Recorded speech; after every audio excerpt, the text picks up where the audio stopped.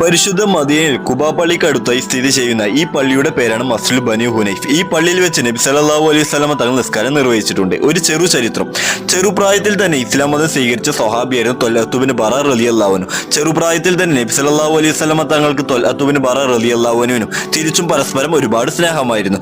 ഒരിക്കൽ ബഹുമാനപ്പെട്ട ത്വൽഅത്ത് ബിൻ ബറാ റളിയല്ലാഹു അൻഹു അസുഖമായി എന്നറിഞ്ഞ് നബി സല്ലല്ലാഹു അലൈഹി വസല്ലമ തങ്ങൾ ഈ പള്ളി നിൽക്കുന്ന സ്ഥലത്ത് വരികയും എന്നതിന് ശേഷം അസുഖം വന്ന ത്വൽഅത്ത് ബിൻ ബറാ റളിയല്ലാഹു അൻഹു സന്ദർശിക്കുകയും ചെയ്തു.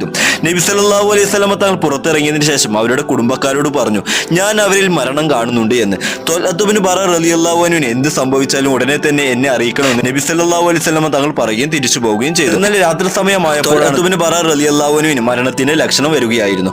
ആ സമയത്ത് കുടുംബക്കാർ പറഞ്ഞു നബി സല്ലല്ലാഹു അലൈഹി വസല്ലം തങ്ങളെ അറിയിക്കണമെന്ന്. അപ്പോൾ ത്വൽഅത്ത് ബിൻ ബറാ റളിയല്ലാഹു അൻഹു പറഞ്ഞു, രാത്രി സമയമായതുകൊണ്ട് നബി സല്ലല്ലാഹു അലൈഹി വസല്ലം തങ്ങൾക്ക് വല്ല പ്രയാസങ്ങൾ വരാൻ കാരണമാകും, ആയതിനാൽ ഈ രാത്രി അറിയിക്കേണ്ട എന്ന് ത്വൽഅത്ത് ബിൻ ബറാ റളിയല്ലാഹു അൻഹു പറയുകയായിരുന്നു.